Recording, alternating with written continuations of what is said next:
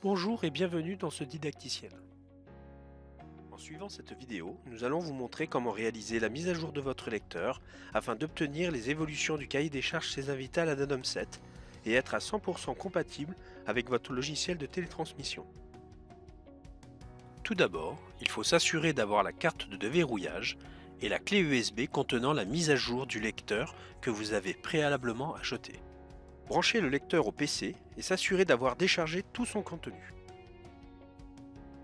Pour cela, appuyez sur la touche centrale représentée par les trois petits points, descendre et valider sur le menu Consulter les données. Le message « Il n'y a pas de données enregistrées » doit apparaître, sinon cela signifie que vous devez au préalable décharger le lecteur sur votre logiciel de facturation César Vital.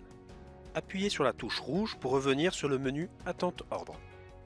Vérifiez ensuite que la version installée soit minimum la 3.32. Pour cela, appuyez sur la touche centrale représentée par les trois petits points, descendre et valider sur le menu Information, ensuite descendre afin de visualiser la ligne appelée Application. Une fois vérifié, revenir sur l'écran principal appelé Attente ordre en appuyant deux fois sur la touche rouge.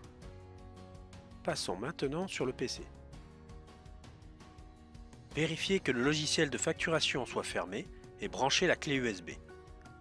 Votre ordinateur ouvre directement le contenu de la clé. Ou alors, il vous propose un menu appelé « Ouvrir le dossier et afficher les fichiers ». Faire un clic droit de la souris sur le fichier nommé « Mise à jour Addendum Ingenico » et choisir « Exécuter en tant qu'administrateur ».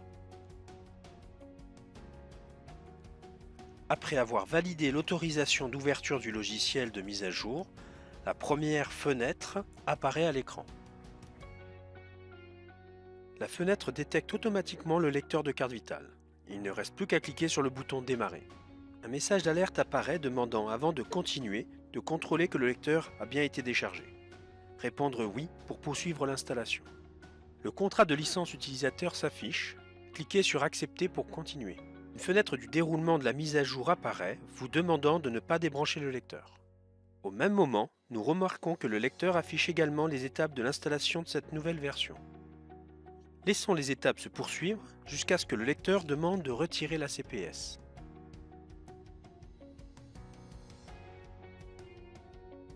Une fois la carte retirée, le lecteur demande d'insérer la carte de déverrouillage.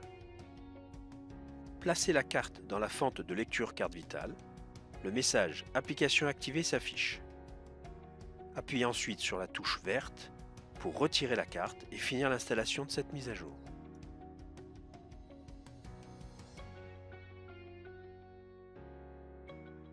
Votre lecteur est maintenant à jour.